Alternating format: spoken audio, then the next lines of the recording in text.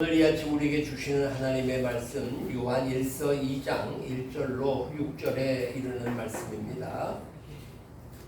이제 교회 앞에 봉독합니다. 1절 나의 자녀들아 내가 이것을 너희에게 쓰면 너희로 죄를 범하지 않게 하려 함이라. 만일 누가 죄를 범하여도 아버지 앞에서 우리에게 대언자가 있으니 곧 의로우신 예수 그리스도시라. 그는 우리 죄를 위한 화목제물이니 우리만 위할 뿐 아니요 온 세상의 죄를 위하심이라. 우리가 그의 계명을 지키면 이로써 우리가 그를 아는 줄로 알 것이요 그를 아노라 하고 그의 계명을 지키지 아니하는 자는 거짓말하는 자요 진리가 그 속에 있지 아니하되 누구든지 그의 말씀을 지키는 자는 하나님의 사랑이 참으로 그 속에 온전하게 되었나니 이로써 우리가 그의 안에 있는 줄을 아노라. 그의 안에 산다고 하는 자는 그가 행하시는 대로 자기도 행할지니라. 아멘.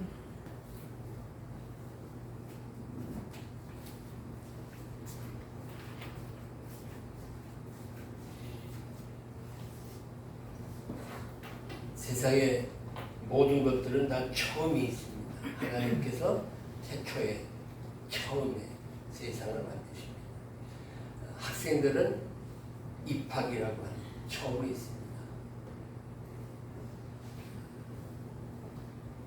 언니 오빠가 학교 갔다 오는 걸 보면 부러워서 나는 언제 학교 가? 학교만 들어가면 그때부터 고생을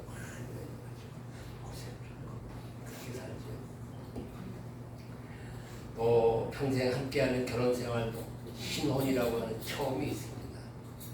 수십 년간 이어진 직장 생활에도 소위 입사라고 하는 처음이 있습니다. 업무 연수를 받으면서 직장 생활을 시작합니다. 그러니까 처음이라고 하면 가슴 설레요. 처음이라고 하게 되면 신선함이 있어요. 또 첫 것은 다 좋지 않습니까? 처음 것. 처음에 갖고 있었던 그 마음. 그런 의미에서 볼 때 이 처음이라고 하는 것은 참 좋습니다. 누구나 그래서 처음을 그리워합니다. 근데 처음은 그게 시작부터 그 다음부터는 처음이 아닙니다. 그죠? 과거가 돼버리고 맙니다. 근데 그 처음을 잃어버리는 건 좋지 않습니다. 또 주님께서도 그 처음이 잃어버린 것에 대해서도 지적을 하십니다. 에베소 교회를 향해서 네가 처음 사랑을 잃어버렸구나 라고 얘기하면서 처음을 잃어버린 것에 대하여 우리 주님도 말씀을 하셨습니다. 세월이 이렇게 흐르다 보게 되면 이 처음에 대한 설렘, 처음에 대한 신선함 이런 거 다 잃어버리게 됩니다. 그러면서 점점 이 세상에 묻혀져가는 자기의 모습을 보게 됩니다. 나도 처음에는 안 그랬는데 우리 김복임 쌤 저기 허옇게 머리가 휘어서 앉아 계시지만 나도 처음이 있어. 신혼 때 있잖아 그거 남편 만나서 괜히 기분 좋으셔서 이거 그때 생각하면 처음을 생각하면 다 좋아요. 그죠? 처음 다 좋아. 흥분되고. 근데 시간이 이만큼 흐르다 보니까 나 처음에는 이러지 않을 그랬는데 하고 말꼬리를 흐리게 됩니다. 그래서 처음을 반드시 지켜야 됩니다. 자, 그런데 또 생각해 보면 처음이라고 해서 다 좋은 게 아니에요. 왜냐하면 처음이라고 하는 건 미숙하단 말이야. 잘 모르잖아. 잘 모르는 일을 경험하는 게 처음이잖아. 그러다 보니까 처음이라는 걸 흥분과 설렘이 있긴 하지만 또 처음 그러면 모든 게 온전하지 못한 미숙함, 그러다 보니까 실수 뭐 이런 것들이 있단 말이야. 낯설고 생소하단 말입니다. 설렘과 신선함도 있지만 한편은 미숙함 때문에 아쉽기도 하다는 거예요. 자, 그럼 이런 게 묻습니다. 처음이 좋아요? 나중이 좋아요? 처음이 좋아요. 참 이것도 참 질문하기 참 그래요. 다 좋아? 아니요, 다 나빠요. 처음이 나빠요. 지금이 나빠요. 그건 질문이 잘못된 거예요. 처음이 좋냐 나중이 좋냐 사실은 그것보다 문제는 방향성이에요. 방향성. 처음에 대한 얘기를 지금 하면서 신선함의 가슴 설레기도 있잖아요. 처음은 미숙하지만 아쉽다고 얘기 드리잖아요. 그랬잖아요, 제가. 그런데 여기서 중요한 건 뭐예요? 방향성이에요. 어디로 가고 있느냐는 겁니다. 어디로 가고 있느냐. 오랜 동안 신앙생활을 했는데 그닥이야. 가끔 오랜 동안 신앙생활 하는 분 가운데 목사님 저는요 옛날부터 지금까지 그냥 하나 변화가 없어요. 그건 뭐 자랑 삼아 얘기하는데 그건 문제야. 세상은 변하는데 자기는 하나도 안 변했다? 그거는 문제가 있다고요. 그러니까 어느 쪽으로 어느 방향으로 가고 있느냐. 현재 내가 제자리 걸음을 하고 있다면 그건 쇠퇴하고 있는 일이 아니겠느냐는 겁니다. 처음이라고 하는 설렘과 그 신선함을 잃어버리지 않고 성숙이라고 하는 그런 방향을 향해서 한 걸음 한 걸음 나아갈 수 있는 것, 이것만큼 귀한 일이 없다고 하는 얘기입니다. 여러분 마태복음 4장 19절에 보게 되면 예수님이 제자들을 부르시면서 야 너희들 나를 따라오너라, 내가 너희를 사람 낚는 어부가 되게 할게 하면서 야고보, 베드로를 비롯해서 야고보, 요한을 다 부르게 됩니다. 예수님을 따른다고 하는 제자들의 생각에는 우리가 예수님을 쫓아다니면 되는구나 뭐 생각했을 거예요. 처음에는 그 의미가 뭔지 몰랐을 거라고요. 그래서 예수님이 가는 데마다 쫓아다녔어. 사마리아 가면 사마리아로 쫓아가고, 예루살렘에 들어가면 예루살렘으로 들어가고, 유대 광야로 나가시면 유대 광야로 쫓아다니며, 이렇게 따라다니는 것이 예수님의 충실한 제자임을 알게, 또 내가 사람 낳는 어부가 될 거야 하는 마음으로 주님을 따라지 않았는가. 근데 그렇게 따라다니는 것도 또 쉽지 않았어. 사실 예수님이 다니시는 그 과정의 뒤를 따르다 보게 되면 다리도 아프고, 또 어떤 때는 노숙을 하기도 하고, 어떤 때는 먹지 못하기도 하고, 어떤 때는 풍랑을 만나기도 하고, 상종하기 싫은 사마리아 사람을 만나기도 하고, 뭐 등등의 원치 않은 일을 주님이 가신히 따라갈 수밖에 없는 거예요. 그러나 한편 흥분하기도 했어요. 예수님께서 병자를 막 고치면 막 내가 고친 것처럼 기분이 좋았단 말이에요, 제자들이. 또 심지어 오병이어를 가지고 많은 사람들을 먹일 때는 어땠을까? 기분 무지하게 좋았을 거예요. 이거 우리 선생님이 주시는 거 먹어봐. 그리고 우쭐거리면서 돌아다녔을 거예요. 그러니까 예수님의 기적과 이적을 보면서 흥분하기도 하고, 예수님을 따라다니는 것이 이런 거로구나. 그러면서 내가 주님을 정말 따라다니겠구나, 주님이 향한 열정도 있구나 라고 하는 생각으로 주님을 따라가게 되었다는 겁니다. 주님은 나를 따라오라고 하는 것이 마치 그러한 것으로 생각한 것을 생각했단 말입니다. 그런데 주님이 나를 따르라고 하는 것은 단지 말씀만 그 얘기한 거에 대해서 몸으로 졸졸졸졸 쫓아다니는 것이 주님을 따르는 것이 아니라는 것을 알 수 있어요. 어디서? 마태복음 16장 24절에서 한번 같이 읽어보실까요? 시작. 이에 예수께서 제자들에게 이르시되 누구든지 나를 따라오려거든 자기를 부인하고 자기 십자가를 지고 나를 따를 것이니라. 어떻게 따르는 것냐를 분명하게 우리 주님께서 말씀을 해 주신 거예요. 그게 뭐야? 자기를 부인하라는 거예요. 다시 말하면 자기 욕심, 자기 중심적 생각, 이거 버려버리라는 거예요. 그냥 육신적으로 졸졸졸졸 따라다니는 게 아니라 주님이 나를 따르라고 얘기할 때는 자기를 부인하라고 하는 얘기예요. 동시에 또 자기 십자가를 지라는 건 뭐예요?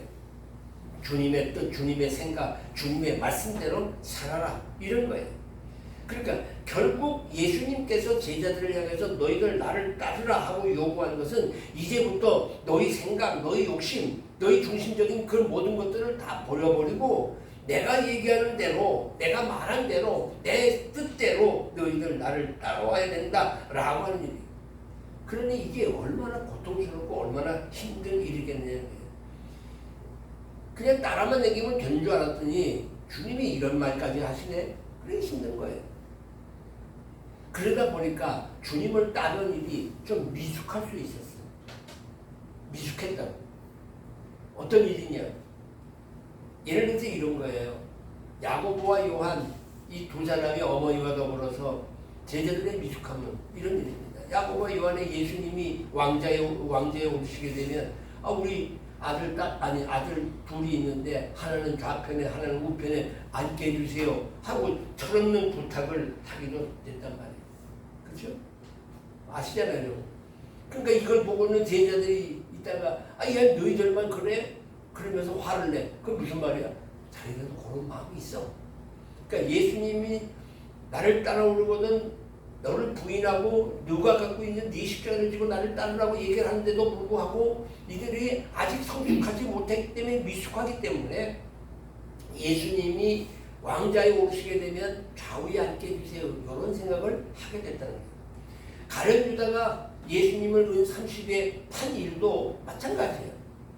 사실은 이분이 정말 나라를 다 뒤집고 로마를 다 뒤집고 자기의 나라를 만드실 줄 알았는데 십자가에 죽는다고 자꾸 저러니 내가 저를 따라다닐 이유가 뭐겠느냐. 여러분 우리들도 마찬가지 아니야. 우리가 예수님을 믿고 따른다고 하는 것들로 이런 생각으로 미숙하지 않는다는 거예요. 분명히 또 더 나아가서 가장 신뢰받던 베드로가 어떻게 해요? 예수님을 3번씩이나 부인하잖아요.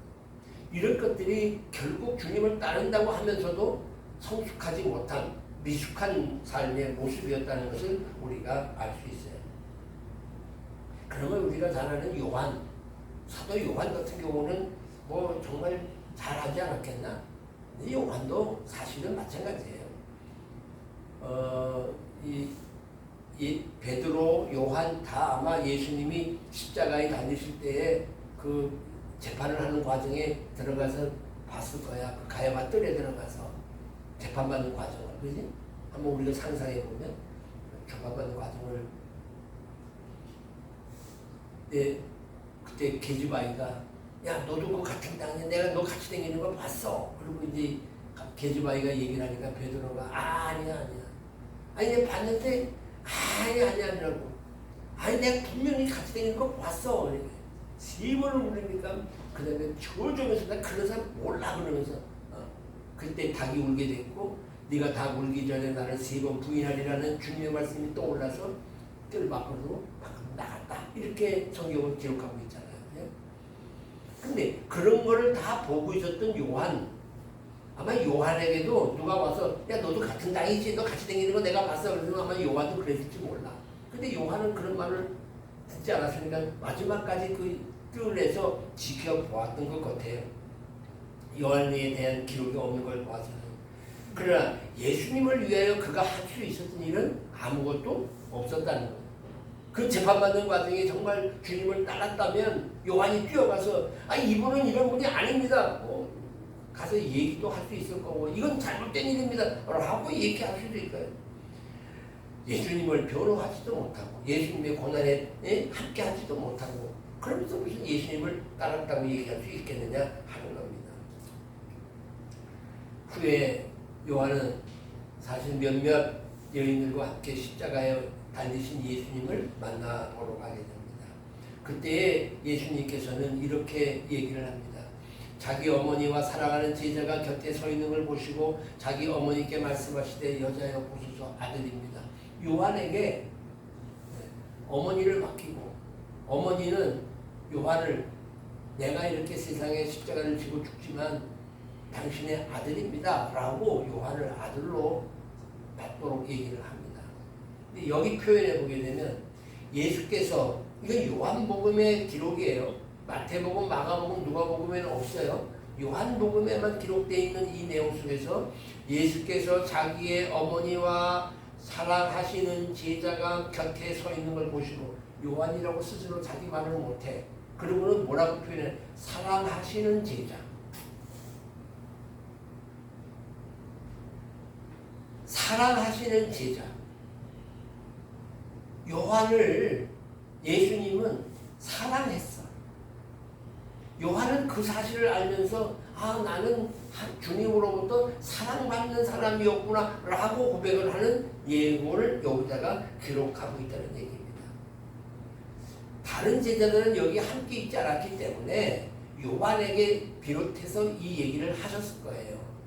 아무도 없었잖아요. 그때 십자가 밑에서는. 그러니까 요한이 마지막까지 십자가에 달리시고 운명하시는 과정 속에 마지막 네 어머니다라고 부탁하는 그 모든 과정을 요한이 받으면서 요한이라는 자기 이름 대신에 사랑하시는 제자라고 표현을 합니다. 그리고 나서 요한은 어머니를 모십니다. 마리아를 자기 집으로 모십니다. 그렇게 어머니를 위해서 애를 쓰지만 그 애씀이 결국 예수님을 위해서 그저 예수님이 십자가에 달리실 때 바라볼 뿐이었지 아무것도 하지 못했던 자기의 모습을 아마 한탄했는지 모릅니다. 죄송스러워했는지 모릅니다. 요한은 내가 나의 선생님이 저렇게 십자가에 달려 돌아가시는데 내가 할 수 있는 일이 이렇게 아무것도 없었나? 하고 후회했는지도 모른다는 거예요. 이런 것이 다 미숙함이에요. 아니 우리들이 한번 생각해보자. 만약에 내가 그런 장면 속에 있다고 한다면 나는 어떻게 했을까? 못 본 척하고 뭐 피해 않겠어. 그렇죠?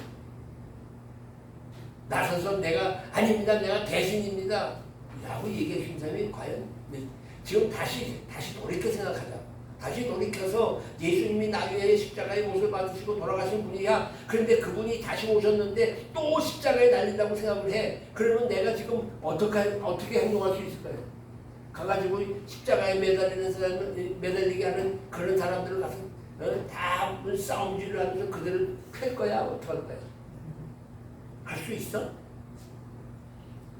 내가 그동안 예수님 덕분 잘 받고 예수님 때문에 내가 병도 고치고 예수님 때문에 부자도 되고 예수님 때문에 이만큼 즐겁고 기쁘게 살았는데 이제 할 수 없네. 시대가 나 이렇게 돼서 예수님 또 돌아가시게 됐네. 아이고 할 수 없네. 그럼 슬그머니 그 자리를 피하지 않겠어? 우리들의 아직 완숙치 못한 일이에요. 여러분 이 그림 뭐 같아요? 이거 보니까 뭐 같아요? 뭐가 생각나요? 청개구리 생각나죠? 여러분 아시잖아. 청개구리 엄마가 이제 죽게 되니까 청개구리 보고 야 나 죽으면 어디다 묻어달라고? 시냇가에 묻어달라고. 마지막 유언을 하는 거예요. 자식 청개구리가 그렇게 말 안 듣다가 마지막에 가서 어떻게 엄마 말에 순종을 하고 가서 순종은 순종이지만 너무 가슴 아픈 순종을 했단 말이에요. 그런데 이 엄마 청개구리는 사실은 이 청개구리가 돌이키라고는 생각하지 않고 얘는 마지막까지도 내 말을 안 들을 거야 라고 확실히 믿었기 때문에 내가 나를 시냇가에 심어달라고 그러면 묻어달라고 그러면 틀림없이 이놈이 나를 산에다 묻을 거야 하는 생각 속에 그렇게 유언을 한 거예요. 다시 말하면 엄마가 자식 청개구리를 믿었어? 못 믿었어? 못 믿었어. 못 믿었기 때문에 이렇게 해줄 거라고 하는 생각으로 그러고는 자기를 시냇가에 묻어달라고 해요. 그런데 변했어? 안 변했어? 청개구리가 변했다. 여러분 이런 것을 생각해 보게 되면 예수님도 마찬가지입니다. 예수님은 끝까지 제자들이 다시 말하면 변하지 않고 그들이 나를 사랑할 거라고 하는 데 대한 확신이 있었어요. 포기하지 않았단 말이야. 이 청개구리는 자기 자식을 포기했다고. 그러니까 얘가 틀림없이 안 할 거야 하는 생각 속에서 자기를 시냇가에다 묻어달라고 얘기를 하지만 예수님은 마지막까지 제자들 자기를 그렇게 부인했고 자기에게 그렇게 부정을 했던 그런 제자들까지도 포기하지 않았단 말이에요. 포기하지 않는 믿음으로 우리들을 믿어주시는 주님을 우리는 찬양해야 되는 거예요. 사실 우리도 얼마나 많이 살아가. 그런데도 우리 주님은 우리를 포기하지 않는다는 거예요. 얼마나 감사해요. 난 이런 것만 생각하면 자다가도 벌떡 일어나. 왜 이런 것들을 깨닫지 못하고 아직도 여전히 헤매고 사느냐 이런 얘기입니다. 예수님이 그렇게 원하시는 성숙한 제자로 나아가고 있는 거예요. 지금. 오늘 본문의 말씀에 보게 되면 그런 얘기예요. 예수님을 보고 듣고 손으로 만진 바 된 요한이라고 자기가 얘기를 해요. 그 첫째 메시지가 뭐냐면 지난 주일에 우리가 들었잖아요. 하나님은 뭐라? 빛이라. 하나님은 빛이라고 하는 것에 대한 얘기를 했어요. 그리고는 성도가 빛 안에서 살아가는 일이 뭘까? 그것은 죄를 이기는 일이에요. 그래서 이렇게 1절에 얘기합니다. 나의 자녀들아 내가 이것을 너희에게 쓰면 너희로 뭐하지 않게 하기 위해서? 죄 짓지 않게 하기 위해서 내가 이걸 쓴 거야. 요한은 이제 이거를 쓸 당시가 20대 청년이 아니라고 완숙해지고 나이가 성성한 70 넘은 노인이 됐단 말이야. 이 상태에서 자기의 후손들을 향해서 야 내가 너희를 쓴 것은 내가 예수님 손으로 만진 바야. 내가 그 사람을 눈으로 보았고 내가 들었고 내가 손으로 만졌어. 근데 하나님은 빛이야. 그러니까 우리가 그 빛 가운데 거하기 위해서는 죄를 지으면 안 돼 하고 이야기하는 거예요. 자, 그런데 죄를 범하지 않게 하려 하는데 죄 졌어 안 졌어? 그래 앞으로는 죄 안 짓겠다고 하자. 앞으로는 죄 안 짓고 살겠다고 하자고. 그러면 지금까지 지은 죄는 어떨 거야? 그 지금까지 지은 죄에 대해서는 이렇게 얘기합니다. 죄를 범하였어도 죄를 졌어. 아버지 앞에서 우리에게 대언자가 있으니 예수 그리스도야. 그분이 대신해서 우리 죄를 위해서 화목제물이 됐어. 옛날에는 하나님과 우리의 관계 속에서 죄를 짓게 되면 제물을 가져갔는데 화목제물이라는 걸 가져가서 속죄제물을 가져가서 그래서 우리의 죄를 사했는데 예수 그리스도가 친히 제물이 돼가지고 우리만 아니라 세상의 모든 죄를 다 감당하시고 하나님 앞에서 우리의 죄를 씻어주시는 거예요. 할렐루야. 그러니까 지나간 죄는 어떻게 했어요? 다 용서받았어요. 그러면 앞으로는 어떻게 돼? 죄 짓지 말고 살아야 돼. 여기 얘기했잖아요. 너희가 죄를 범하지 않게 하는 거예요. 그래 범하지 않게 하려니까 이렇게 살아야 된단 말이에요. 자, 그런데 이렇게 죄 안 짓고 살아가기가 쉽냐 말이에요. 쉽지 않다는 거지. 죄 보혈로 죄를 용서받은 자, 우리가 죄를 용서받은 자는 어떻게 되냐? 빛이신 하나님의 삶 속에 살아가는 거예요. 이게 다시 죄 짓지 않는 거예요. 빛 대신 하나님 안에서 살아가게 되면 우리는 죄 안 짓는 거예요. 다시 말하면 하나님과 관계를 맺고 하나님의 말씀으로 하나님과 함께 더불어 살게 되면 우리는 우리가 하고 있는 것이 죄 아니라는 거예요. 자, 그럼 죄가 없다는 게 아니고 죄를 없앤 것이 아니라 죄 없다고 말해주는 것 뿐이야. 근데 있어 없어? 있어.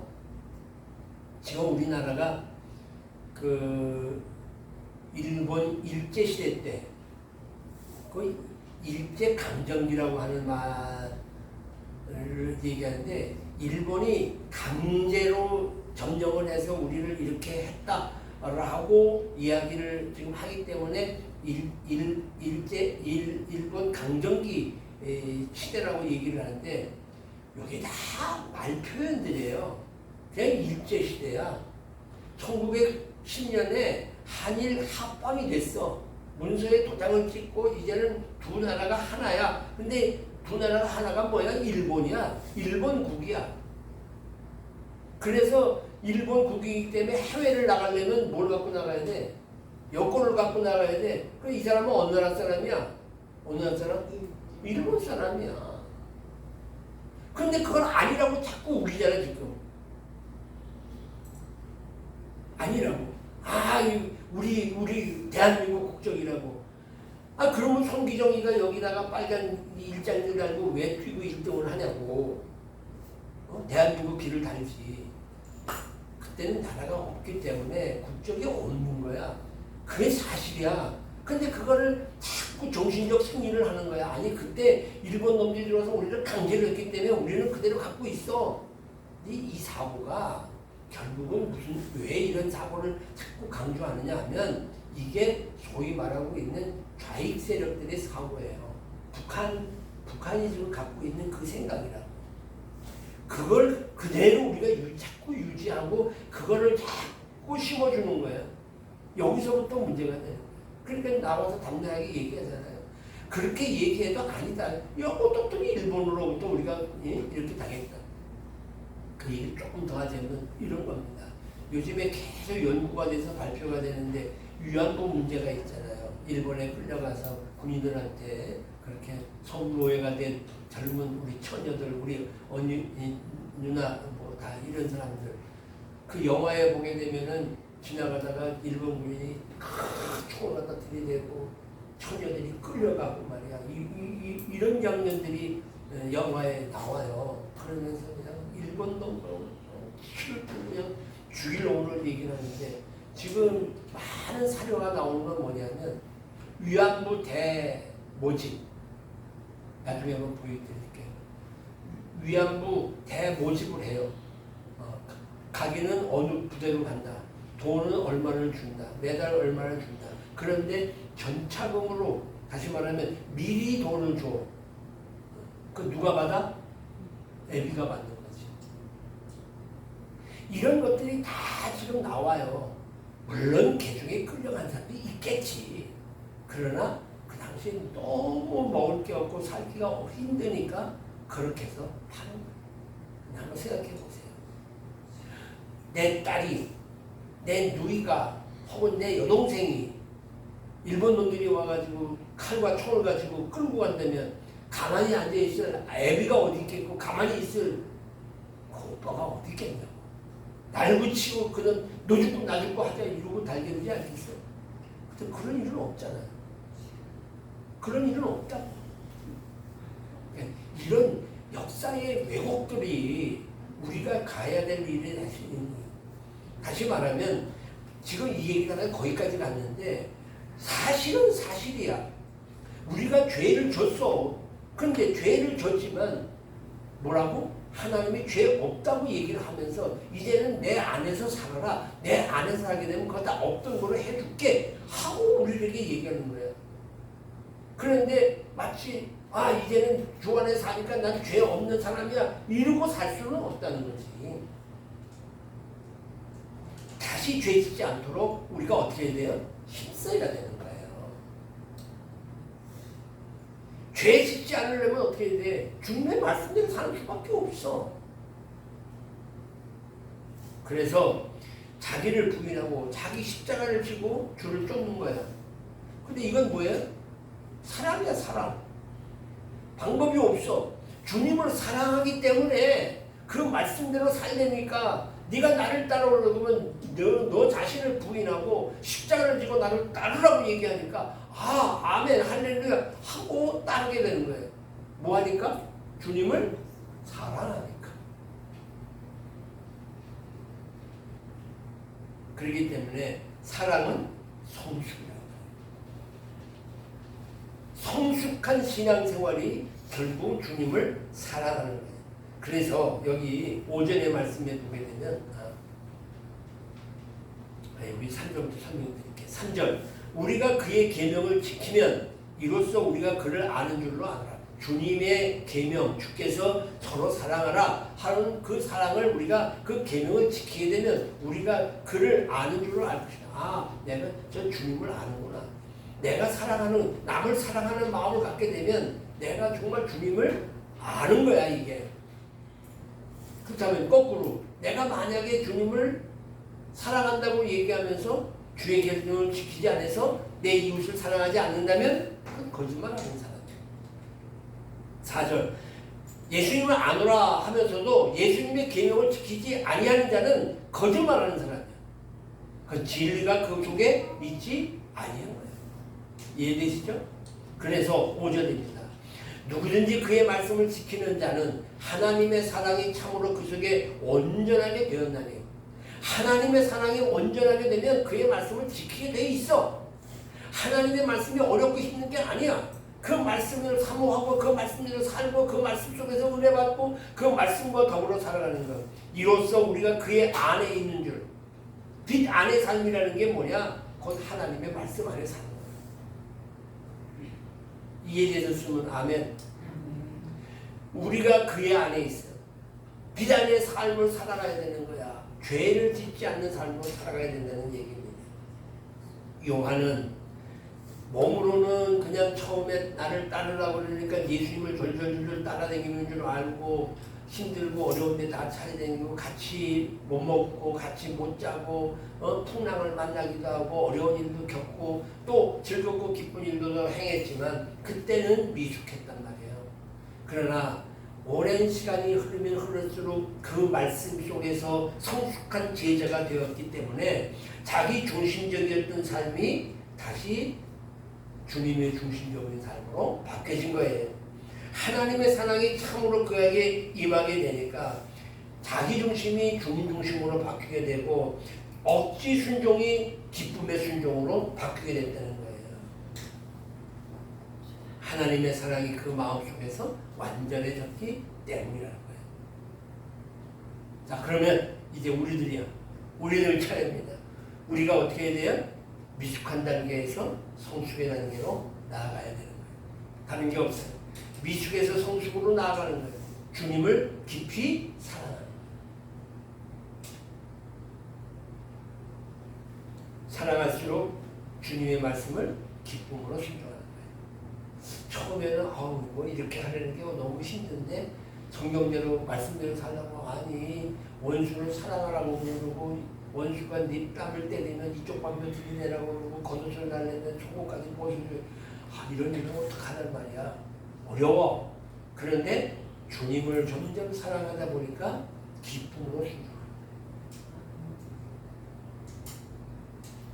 주님과 함께 지내는 거, 주일이 기다려지고 매일 순간순간 그와 함께 사는 것이 얼마나 기쁜 건지 몰라.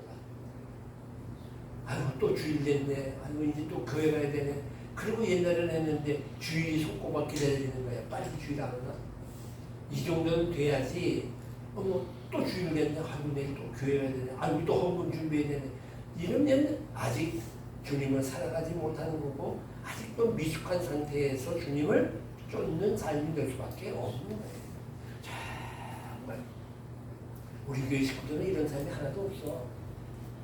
내가 알기로는 다 작은데 다 이런 마음이 우리 안에 있다고 하는 걸 우리가 스스로 한번 체크해 봐야 될 필요가 있는 거예요. 왜? 우리도 시간이 자꾸 오랜 시간 신앙생활을 하다 보니까 스스로 소위 말하는 습관에 빠져오고 있는 한 번쯤 하나님의 말씀 앞에 나가야 되는 주님을 사랑하기 때문에 얼마나 주님 사랑하고 있습니까? 이것이 바로 주님 빛 안에서 사는 빛의 삶의 모습입니다. 사랑하는 여러분, 이게 방향이 맞습니다. 이 방향대로 계속 성숙으로 나아갈 수 있는 저와 여러분 되어지기를 주님의 이름으로 축원합니다. 은혜와 사랑의 하나님 우리 아버지, 우리가 주님을 사랑하노라고 하면서도